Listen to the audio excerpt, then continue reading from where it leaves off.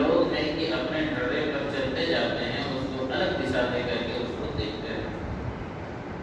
पर आप देखें कि अगर हम भजन पर भी चिंतन करें तो उस तत्व तक आप पहुंच सकते हैं।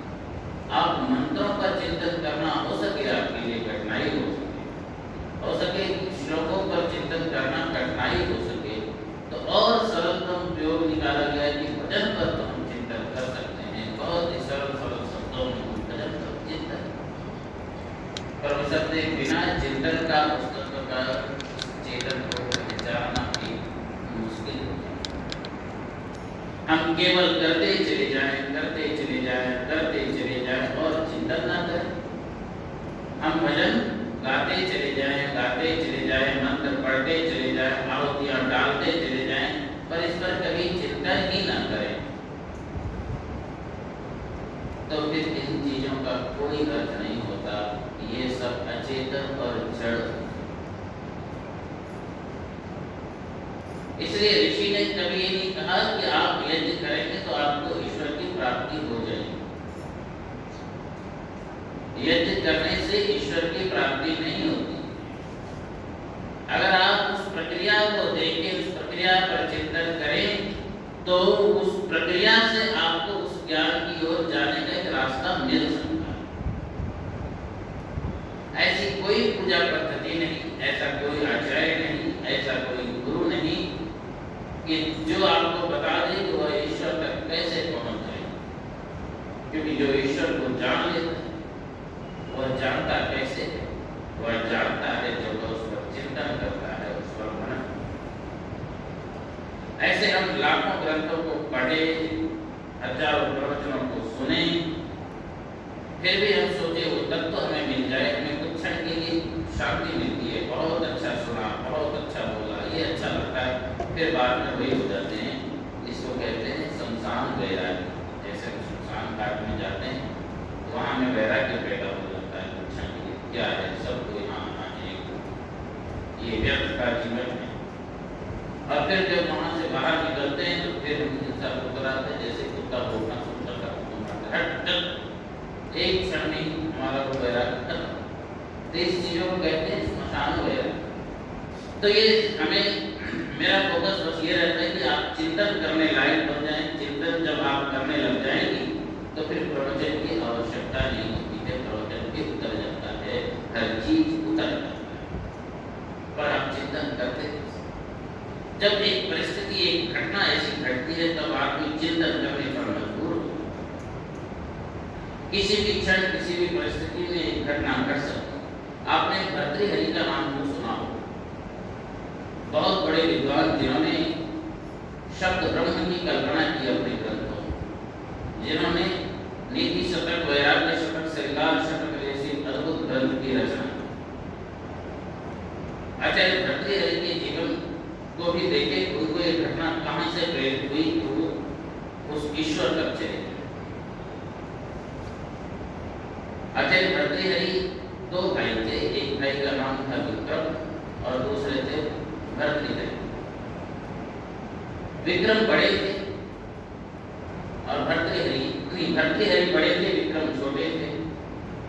पर विक्रम के नाना चाहते थे कि राजपाट विक्रम को दिया जाए, पर विक्रम ने मना कर दिया, बोले राजपाट बड़े भैया के होते हुए मैं ग्रहण नहीं कर सकता, राजा वही रहेंगे, मैं मंत्री के रूप में काम करूँ।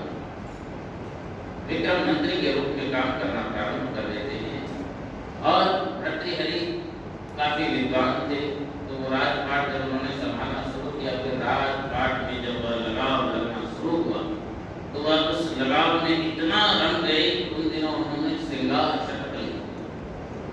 श्रृंगार की सारी बातों, ऐसे सैकड़ों श्लोक उन्होंने श्रृंगार शतक, इतना डूब गए कि राजपाट का उनको ध्यान ही नहीं आया।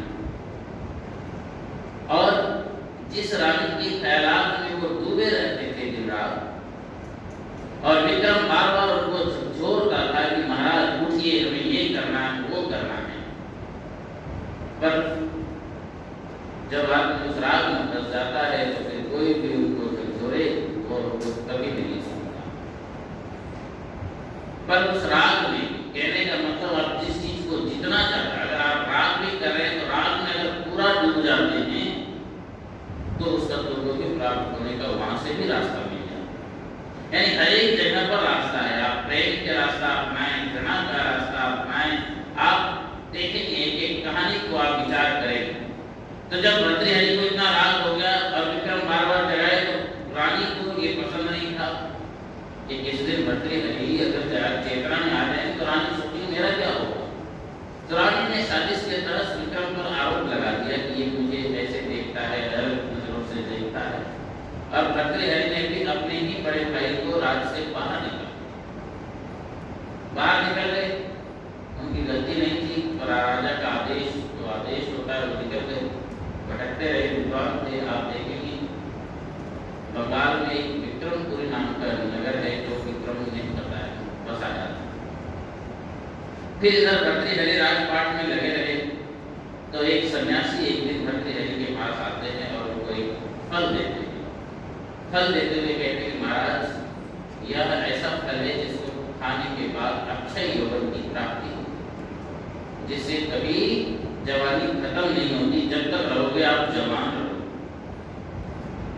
तो राजा ने उस फल को लिया और उन्होंने सोचा कि मैं जवान होकर के क्या करूंगा, मेरी प्रेयसी यदि युवती बनी रहे तो वो अच्छा रहेगा, मेरे बहनों को तो वो आनंद देती। उन्होंने वह फल अपनी प्रेयसी को दे दिया, रानी को दे दिया। रानी के पास ये फल आया तो रानी ने सोचा कि मैं युवती रह करके क्या करूंगा, मेरा जो प्रेमी है अगर वो जवान रहे तो मुझे उससे अच्छा लगे। प्रेमी को संस्कृत में जो अगर कोई दूसरा पति के अलावा कोई दूसरा अगर प्रेमी है तो उसको संस्कृत में जार कहते हैं। तो उस जार को उन्होंने दे दिया, उस रानी ने जार को फल दे दिया। अब जार जो है वो सोच रहे कि मैं किसी और से प्रेम करता हूँ। संसार की घटना देखी, इस ऐसी घटना जो भर्तृहरि को झकझोर देती है। वह राग में फंसा हुआ भर्तृहरि कहाँ वैराग्य लिखने को मजबूर हो जाता है। तो जब वह घटना उसने जार को दिया, जार ने अपने दूसरी प्रेयसी को दिया, और वह उस प्रेयसी जो थी, उस जार की जो प्रेयसी थी वह थी नगरवधू। नगरवधू, वह नगरवधू आके भर्तृहरि को वह फल वापस देता है, क्योंकि वह नगरवधू भर्तृहरि से मन ही मन प्रेम करती है। वह फल जब राजा भर्तृहरि के हाथ में वापस आता है तो भर्तृहरि की आंखें खुली रह जाती। और फिर अपने गुप्तचरों के द्वारा इस फल के वृत्तांत के विषय में जब वह पता लगाता है तो उसको विक्रम को बाहर निकालने का भी वह दर्द याद आता है, वह दुख याद आता है। फिर उन दिनों से ही उनके अंदर वह वैराग्य पैदा हो जाता है। तब वह लिखते हैं वैराग्य सफल। और जब वह राजपाट कर रहे थे तब उन्होंने लिखा था इस तरह से 3 शब्दों को लिखने वाले भर्तृहरि किस तरह वैराग्य को प्राप्त हुए। और जब वह वैराग्य को प्राप्त हुए तो सबसे पहले उन्होंने जो ग्रंथ लिखा, उस ग्रंथ में लोग लगभग मंगलाचरण करते हैं। उन्होंने मंगलाचरण न करते हुए धिक्कार देते हुए लिखते हैं कि याम चिंतयामि सततम ऐसा विरक्तः सा विहन्य विच्छति सजनो अन्य शब्दः अस्मत् कृते च परिशुष्यति काचिरन्यः धिक्तां च तम च मदनं च इमां समाः। बल्कि याम चिंतयामि सततम, जिसके विषय में निरंतर मैं सोचते रहता हूँ, मैं सा विरक्ता, वो मेरे से विरक्त है। मैं तो केवल सोचते रहता हूँ। ध्यान रहे, जब आदमी को पद प्रतिष्ठा होती है तो दूसरे कारणों से भी लोग उससे प्रेम का बहाना बनाते हैं, वास्तविक में प्रेम नहीं करते। वास्तविक में प्रेम है ही, व्यक्ति चंचल है, क्या प्राप्त करना उसको खुद नहीं पता है, और तब तक भटकता है जब तक उसको कुछ मिल नहीं जाता और मिलता कुछ नहीं। आप बड़े से बड़े सफल व्यक्ति से आप पूछ लें क्या आपको आनंद मिला, तो वह बस यही कहेंगे मैं मेहनत तो बहुत की पर आनंद नहीं मिला, क्योंकि आनंद जहाँ आप ढूंढते हैं वहाँ दुख भी आ जाता है। तो कहते हैं जिससे मैं प्रेम करता हूँ मेरे से विरक्त है, और वो जिससे प्रेम करती है वो किसी और पर लगा है, और मेरे लिए तो कोई और ही सुखी चली जा रही है। वो नगरवधू जो फल लेकर के आते हैं, मेरे लिए तो कोई और ही सुखी चली जाती है। तो धिक्कार है उस कामदेव को, धिक्कार है उस व्यक्ति को जिससे रानी प्यार करती थी, धिक्कार है उस रानी को, और धिक्कार है मुझे। इस पूरी सृष्टि की इस रचना को देखें तो व्यक्ति ये सोचता है कि ये तो मेरा है, मेरे अलावा और किसी का नहीं है। पर जब उसको यह ज्ञात होता है तो जब आप डीपली राग में जाते हैं तो वहीं से वैराग्य का भी रास्ता खुल जाता है। इसलिए कहते हैं एकम सत विप्रा बहुधा वदंती। उस परमेश्वर को प्राप्त करने के बहुत सारे रास्ते हैं। विद्वान लोग बहुत सारे रास्ते बताते हैं। कोई राग के द्वारा उसको प्राप्त करने की बात करता है, कोई वैराग्य के द्वारा प्राप्त करने की बात करता है। कहाँ जब अत्यंत घृणा हो तो भी वह प्राप्त होता है। अमृतमाल ठाकुर के जीवन में आप जानते हैं अत्यंत घृणा, और अत्यंत घृणा था एक औंगली काटना है सबका, उसको माला बनाना, कितनी घृणा, उसको मार देना। पर एकदम से, यानी मेरा कहने का मतलब है कि आप जो भी चीज करें डीपली करें, बनावटी ना। अगर आप बनावटी पूजा पाठ करते हैं, बनावटी ध्यान करते हैं, बनावटी भजन करते हैं तो आपको कुछ भी प्राप्त नहीं होता। अगर आप डीपली अब उस नारद ऋषि ने जब समझाया था तो वह जो है वाल्मीकि बन जाता है। यानी एक ऐसा ऋषि जो अत्याचार दुराचार लोगों को लूटता था और एक क्षण में वह वाल्मीकि बन गया। तो वह ऋषि वापस आया, देखा कि ये तो वही है जो कभी डाकू हुआ करता था, और एकदम से वाल्मीकि बन गया। तो नारद ने पूछा ये कैसे कर लिया? बोला मुझे नहीं पता, मुझे बस जो आता है मैं उसको पूरी तरह से करता हूँ। मेरे अंदर जब वैमनस्य था, घृणा थी, तो मैं उसको पूरी तरह से करता था। अब जब मेरे अंदर वह परमेश्वर का रास्ता मिल गया तो मैं उसको पूरी तरह से करता हूँ। यानी किसी भी चीज को आप पूरी तरह से करते हैं तो वह परमेश्वर का ही रास्ता बताता है, चाहे कैसे भी चले जाए, पहुंचना तो वही है। इसलिए सा विद्या या विमुक्तये, विद्या वही है जो आपको मुक्ति तक पहुंचा देता है। जब ज्ञान हो जाता है तो मुक्ति तक पहुंचा जाता है। इसलिए जब श्री कृष्ण कहते हैं कि हम कहते हैं श्री कृष्ण, वह कहते हैं इस संसार में, जब मैं इस श्लोक की बात कर रहा था तो वह श्लोक क्या कहता है? प्रशांत चित्तस्य, जब व्यक्ति का प्रशांत चित्त हो जाता है और तो परमात्मा समाहित है, उसमें परमात्मा ही समाहित हो जाता है। जिस व्यक्ति के मन बिल्कुल प्रशांत हो जाता है, शांत हो जाता है, उसमें समागतः कह परमेश्वर समागतः, परमात्मा समागतः, परमात्मा समाहित हो जाता है। और वो कैसे? जैसे वह शांत कैसे होता है मन? बोला शीत उष्ण दुखेषु तथा मान अपमान है। जहाँ शीत उष्ण दुख सुख मान अपमान, इन परिस्थितियों में जिस व्यक्ति का मन अडिग रहता है, वह कभी डमाडोल नहीं होता है, वही व्यक्ति के अंदर साक्षात परमेश्वर का वास हो जाता है। तो अब देखिए, ये समझने की बात है, हमने कई बार इसको सुना है कि द्वंद्व संबंध तपः, जहाँ द्वंद्व का मतलब होता है जोड़ा, यानी का जोड़ा है, मान अपमान का जोड़ा है, शीत उष्ण का जोड़ा है, दिन रात का जोड़ा है। इन जोड़ों में जो सह देता है, मतलब उनको कोई फर्क ही नहीं पड़ता, चाहे कोई पत्थर मारे, चाहे कोई गाली दे, चाहे कोई माला पहनाए, चाहे कोई उनको पूजे, इन दोनों स्थिति में जो बराबर रहता है, परमेश्वर का साक्षात वास वहीं पर होता है। ये भगवान श्री कृष्ण का। तो श्री कृष्ण जब अर्जुन को ये कह रहे हैं तो आप यहाँ पर समझिए कि जब श्री कृष्ण कोई बात कह रहा है तो इतना सरल तो नहीं है कि यहाँ जहाँ कह रहे हैं उनके अंदर, अब उनके अंदर क्या, जिनका सुख और दुख दोनों ही बराबर हो। ये कैसे संभव हो सकता है कि जहाँ सुख और दुख से व्यक्ति निवृत्त हो जाए, यानी सुख में भी उत्तेजित नहीं होना है, दुख में भी उत्तेजित नहीं होना है। और ये स्थिति तभी हो सकता है जब व्यक्ति दृष्टा भाव से देखे। ऐसा नहीं कि आपको ज्ञान हो जाए तो आपको दर्द नहीं होगा या प्रकृति में चोट नहीं लगेगी। बुद्ध को ज्ञान हुआ तो बुद्ध के पैर में भी कांटा चुभा, और बुद्ध के पैर में कांटा चुभा तो वो इतना जहरीला था कि बुद्ध की मृत्यु उससे हुई। और जब बुद्ध मृत्यु के शैया पर थे, मृत्यु को प्राप्त होने वाले थे, तो बुद्ध ने बता दिया था कि मैं कल मृत्यु को प्राप्त हो जाऊंगा। तो एक भिक्षु बुद्ध से पूछते हैं कि कांटा लगा है कितनी पीड़ा भी होगी, कल आप चले जाएंगी, कितना दुख होगा। यानी मृत्यु तो उसकी भी होती है जिसको ज्ञान की प्राप्ति होती है।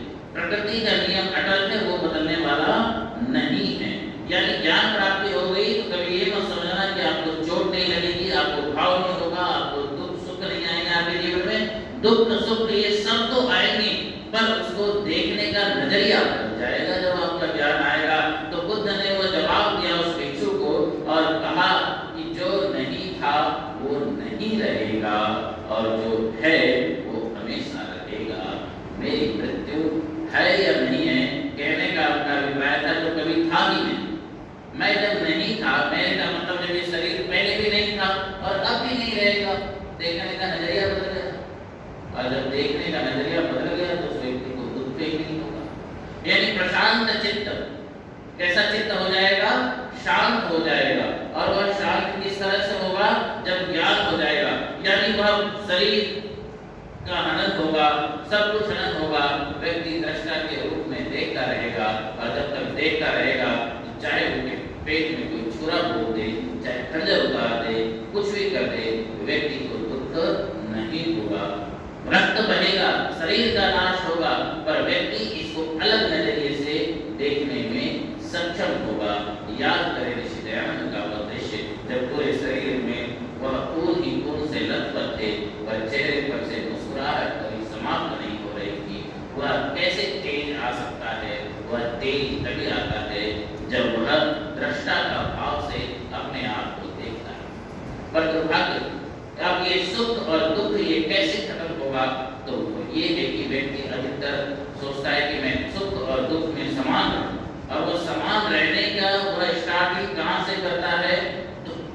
दुख से करता है। ध्यान रहे, कभी दुख से आप उसको समान रहने की चेष्टा मत करो।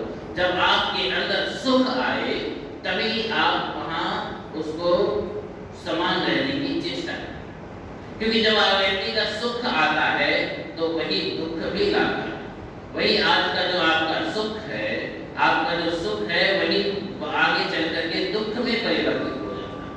आप देखिए, एक बहुत बड़े विद्वान थे, तो उनको जब माला पहनाया गया, उनको सम्मान करने के लिए लोग आए, तो उन्होंने मना कर दिया, माफ कर,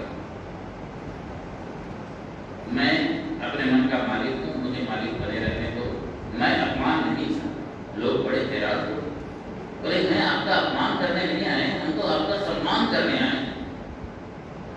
तो उन्होंने कहा कि आप अगर आज सम्मान करोगे तो जरूर आसपास कहीं न कहीं मेरा अपमान भी होगा। मैंने हमेशा सुना है कि ये जोड़े हैं और हमेशा आसपास ही रहते हैं। जहाँ मान है वहाँ अपमान भी आता है, और जहाँ दुख है, जहाँ सुख है, वहाँ दुख भी चले आता है। पर व्यक्ति सुख को आने देता है, सुख को लेने में आनंद लेता है, पर दुख में वह फिर वह दुखी होना शुरू कर देता है। ध्यान रहे, जब समान अवस्था बनानी है तो आप सुख में ही उसको रोक दें। जब आपको कोई सुख, कोई उत्तेजना, बहुत प्रशंसा करने लग जाए, तभी उसको निगेट करें, तभी उसको मना करें कि बस वहीं पर आप ज्यादा उत्तेजित ना हो जाएं। जब से आप यहाँ से उठे और आपकी प्रशंसा होने, आपने बहुत अच्छी बात कही, आपने यही, और इस स्थिति में अगर हम बहुत ज्यादा प्रसन्न हो जाते हैं तो यानी हम फिर दुख की ओर जा रहे हैं। यानी हम एकदम से सुख हो गए, हमेशा व्यक्ति सुखी नहीं रहता। ध्यान रहे, व्यक्ति जो है मूल रूप में वह हमेशा उदासीन रहता है। कोई बात सुखी की आ गई तो सुख हो गया, दुखी की आ गई तो दुखी हो गया, पर मूल रूप में तटस्थ भाव में वह व्यक्ति होता है उदासीन। और तटस्थ व्यक्ति तभी नहीं हो पाएगा जब वह सुख में अगर ज्यादा सुखी होगा तो निश्चय ही दुख में वह दुखी भी होगा। इसलिए अगर समान अवस्था बनाना है तो हमें सुख से शुरू करना होगा, पर मनुष्य हमेशा उल्टा दुख से शुरू करना शुरू कर देता है।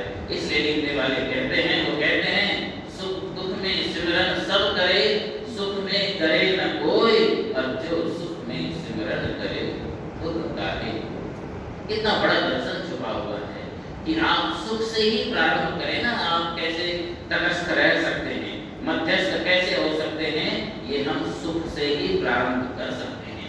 हम शुरू करते हैं दुख से, और फिर शुरू करते हुए हम जबरदस्ती करना शुरू कर देते हैं। अब सुख हो चाहे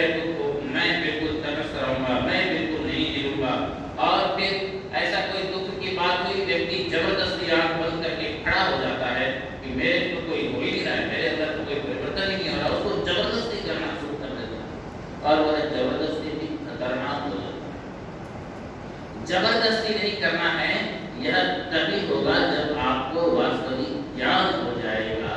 तभी आप सुख के प्रति से भी मोह आपका हट जाएगा, दुख के प्रति से भी मोह हट जाएगा। इसे लिखने वाले कहते हैं कि सुख भी प्रभु तेरे हैं, दुख भी प्रभु तेरे हैं, छोड़ो न किसे प्रभु, दोनों ही तुम्हारे।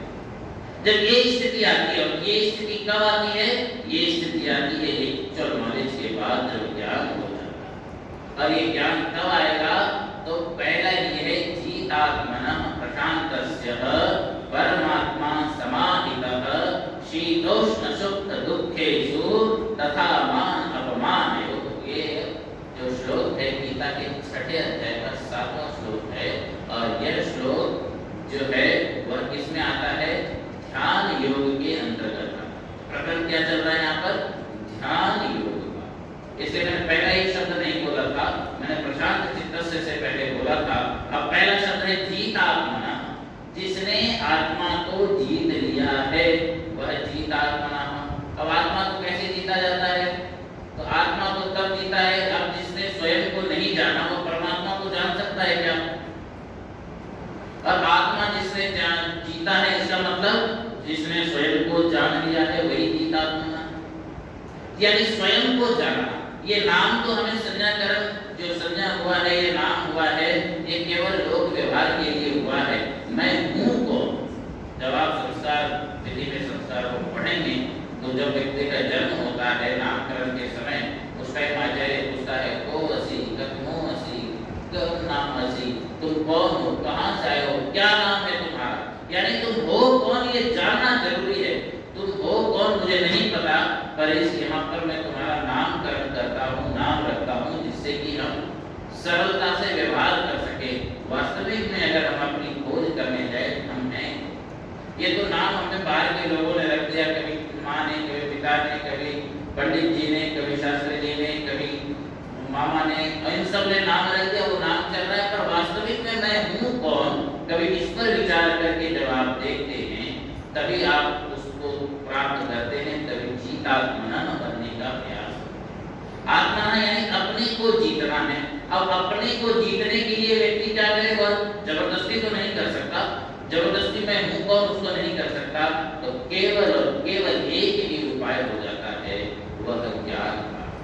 व्यक्ति अभी मैं कह दूं कि 5 मिनट के लिए सभी आंख बंद करेंगे और 5 मिनट के लिए 5 मिनट तक आपके अंदर राम का नाम नहीं आना चाहिए। अगर मैं ऐसा कह दूं तो इस 5 मिनट में उतने बार राम का नाम आएगा जितना अब तक पूरे जीवन में नहीं आया।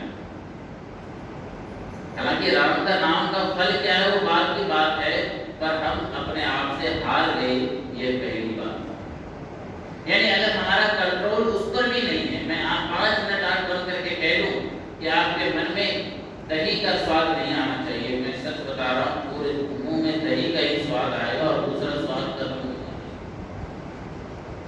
हमारा कंट्रोल इतना होना चाहिए। जब तक आपका अपने आप पर कंट्रोल नहीं है, जब तक अपने आप पर जीत नहीं लिया व्यक्ति ने, वो समाज को क्या जीते? वह फिर संसार को जीतने की कैसी बातें करेगा? इसलिए पहले इसका अभ्यास करना बहुत जरूरी हो जाता है।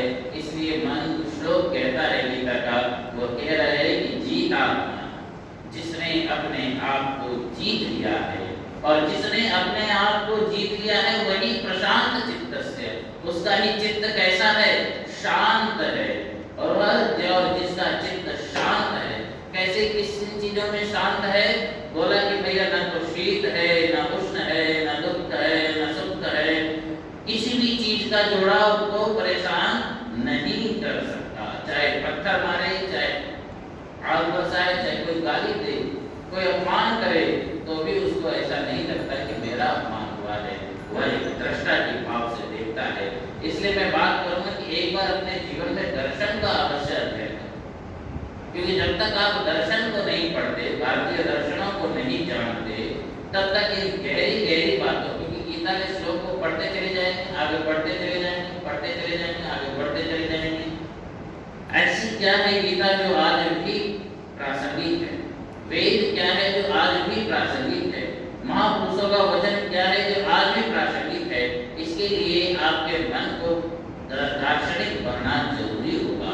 और जब ये दर्शन का ज्ञान होगा तब वह तटस्थ भाव भी आपके अंदर जागृत होगी, तब भी आप अपने आप को कभी कर्ता नहीं समझ पाएंगे, अपने आप को दृष्टा समझेंगे। और जब दृष्टा समझ करके अपने आप का चित्रण करेंगे तभी आपका मन कैसा हो जाएगा, आप अपने आत्मा को जीतने वाले बन जाएंगे। अब अपने आत्मा को जीतना का मतलब यानी मैं कोई और हूँ, आत्मा कोई और है। अपने आत्मा को जीतने का भी अर्थ एक एक चीज दर्शन जाता है, एक एक चीज दर्शन की ओर जाता है, यानी स्वयं को जानना ही आत्मा को जीतना होता है। यानी स्वयं का ज्ञान करना बहुत आवश्यक है। और ध्यान रहे जब तक स्वयं का ज्ञान नहीं हो जाता उस परम का ज्ञान भी संभव नहीं हो सकता। इसलिए हे साधकों, इसके लिए श्री कृष्ण ने कहा कि हे साधकों, हे तपस्वियों, हे योगियों, पहले अपने आप को जानने का प्रयास करें। व्यक्ति आता है, ध्यान में बैठता है और सीधे परमेश्वर से मिलने की कल्पना करता है, पर ऐसा कभी संभव नहीं हो सकता।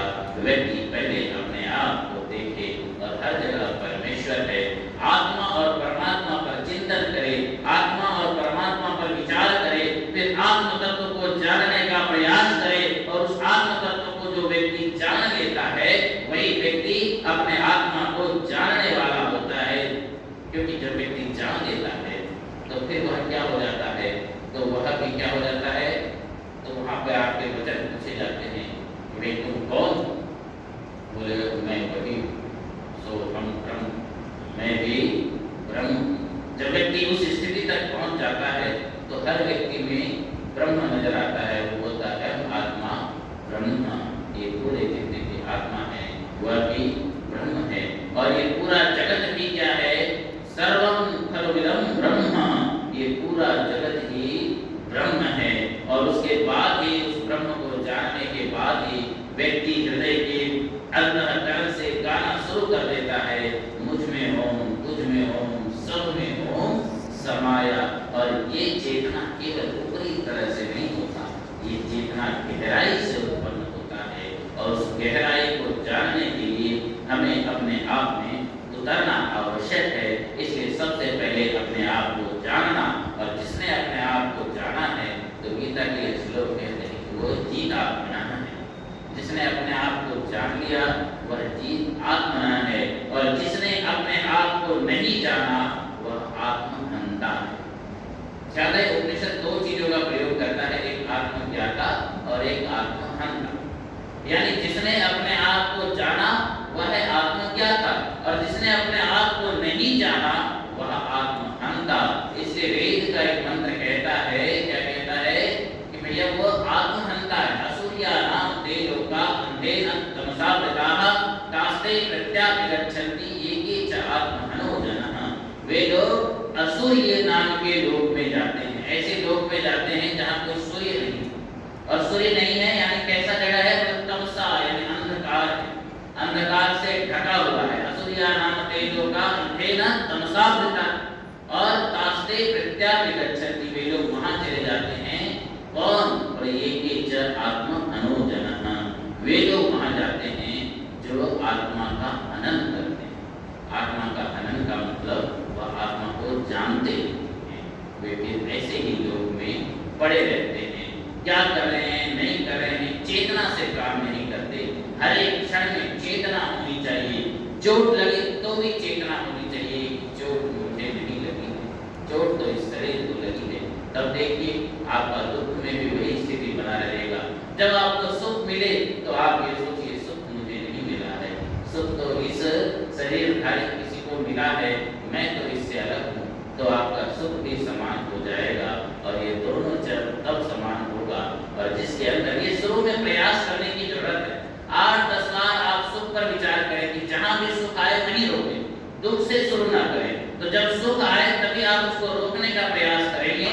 तो 8-10 बार, 20-25 बार जब इसको करेंगे तो आपकी स्थिति समान हो जाएगी।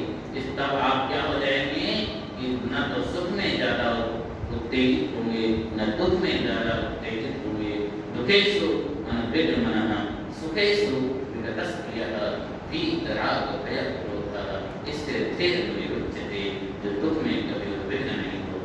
सुख में ज्यादा उत्तेजित नहीं होता।